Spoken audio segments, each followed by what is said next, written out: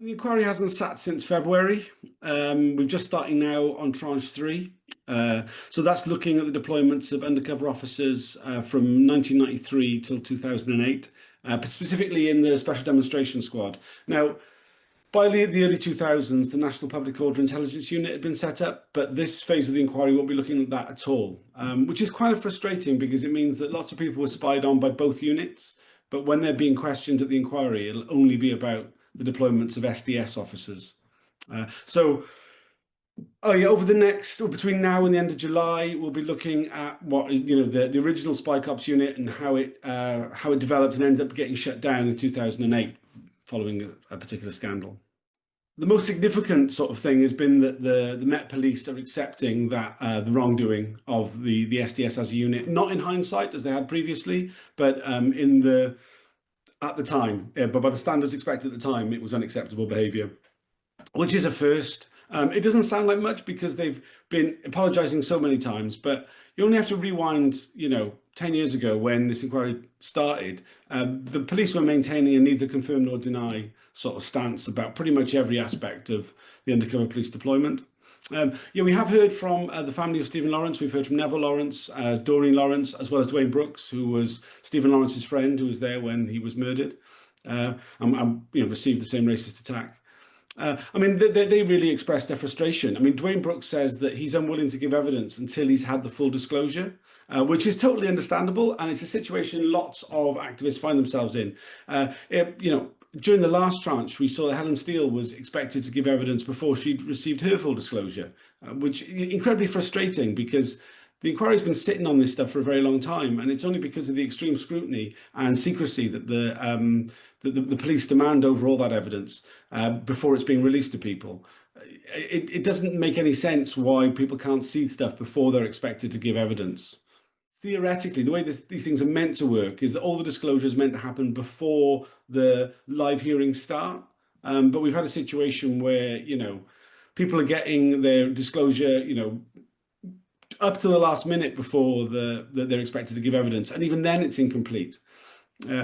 Coupled with that, we've got the ridiculous situation where some of the most significant of the undercover officers, particularly HN81, a cover named Dave Hagan, who infiltrated the Lawrence family campaign, aren't being called to give evidence.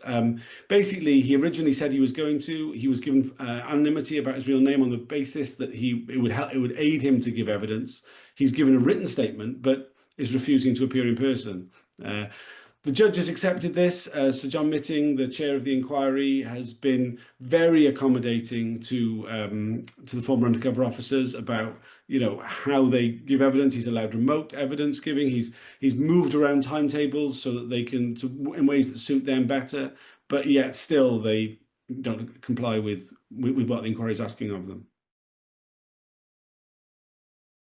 Yeah, absolutely. Certainly, from the point of view of those of us who are spied upon, the inquiry has joined this conspiracy of the establishment around the deployment of these undercover officers. They're privy to huge amounts of information about what went on, which they're not sharing with us. It was very telling that when the state lawyers were giving their opening statements, they said they emphasized the fact that this was the beginning of the closed session, because we've had the beginning of the open session, rather. We've had the closed session already, and I don't know how long that went on for. I don't know how many witnesses were called. I have no idea what was said, and what's more, I never will. The inquiry does a huge amount of its work in secret, so when we the bits of the inquiry that we get to see, which already seem incredibly in the state's favour, are only a small part of the entire process.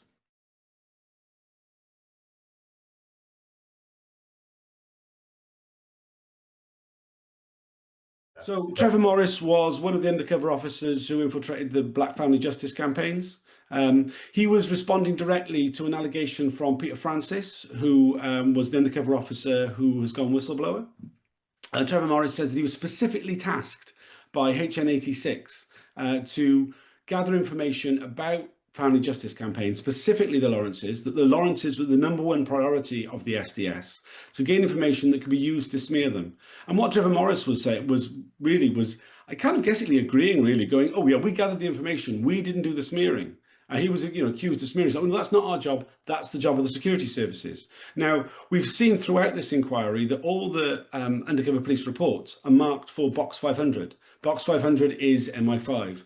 So all the information was being passed on to the security services. Now, it goes deeper than that, because we then learned that many of the undercover officers were being directly tasked by MI5. We've seen memos between MI5 and the SDS with shopping lists of information they wanted to know, particular addresses, the relationships between individual people. So it seems that the role of MI5 is all over these deployments. It's not just that they had some sort of, they were getting to see copies of the reports, but they were actually asking specifically for what information needed to be done. The tasking, I mean, it seemed very clear. I mean, something which Doreen Lawrence really emphasised in her opening statement was the role in which the Home Office had, and right up the chain of command, politicians had, in terms of the tasking of the undercover officers, who to target, what information to get out of them, and where that information then went. She believes, and I think there's a lot of evidence to suggest, that that information wasn't just going to the security services, but it was also going to the press. It was also going to private companies. We see that again with blacklisting. The relationship between the consulting association that did the blacklisting and the SDS was a revolving door. The huge amounts of information were going in both directions, but particularly from the police to these private companies. The Consulting Association was a private company that was set up by a range of construction companies in order to maintain a blacklist of workers that they didn't want to be employed in the industry. Usually this was around trade union activity, health and safety, things like that. People who were considered difficult. But it became very clear that when we had the leak of the blacklist, there was lots of information in there that had come from the police, records of people being involved in left-wing demonstrations, attending meetings, and things like that. And it became clear that the information that was going on the blacklist wasn't just coming from companies themselves, marking someone down for complaining about the lack of toilets on site or something like that, but also from the police about the left-wing activities that people were involved with. Lots of people who were on the blacklist had never worked in the construction industry. They'd just been environmental activists or something, and that their information had ended up on there.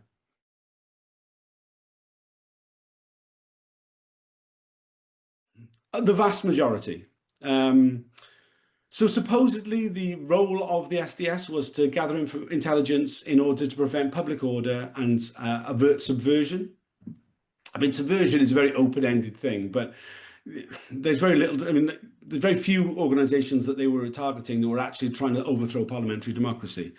In terms of public order, we've heard repeatedly from other sections of the police that their intelligence wasn't much use. I mean, they were expecting, for example, the poll tax demonstration, the famous poll tax demonstration that turned into a riot. They were expecting 10,000 people on that. Their projections were often way out and of little policing value. The reputational defence of the police in general and the production of their own unit was a huge part of their role. But yeah, like you say, the protecting the rich and powerful was, I mean, it's the whole role of large sections of the state, in my opinion. And we see that throughout it.